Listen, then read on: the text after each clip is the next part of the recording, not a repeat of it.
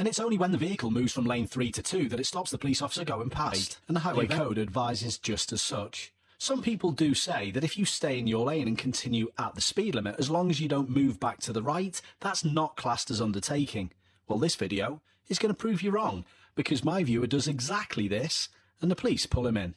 I do know the A1M very well. I used to live just a little bit further up the road in Peterborough, and I can honestly say it's one of the worst roads for lane discipline that I know. And you've probably heard me say before, poor lane discipline usually precedes an undertake. And this particular section of the A1M is a 3-lane motorway, so we're going to get plenty of middle lane hoggers here. Interestingly though, I do think the police officer driving this car that we're going to see in a moment was on the verge of undertaking someone. Let me know what you think. And it's only when the vehicle moves from lane 3 to 2 that it stops the police officer going past. They eventually hold back, and then move to lane 3. And this is when my viewer continues at the pace they're at and passes vehicles who are in lane 2.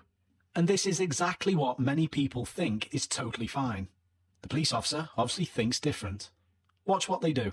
Straight away, move back in behind my viewer, and they pull them in. First of all with a couple of flashes. And obviously because that may be difficult to recognise in the conditions, they resort to putting the blues on.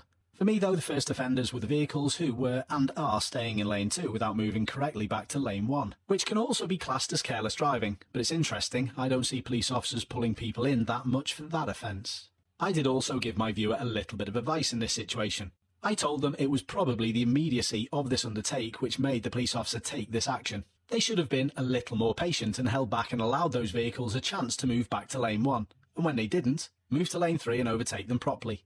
However, my viewer did say the police officer was lovely. They gave them a little bit of advice and let them get on the way. So hopefully with this little piece of footage, we've dispelled a myth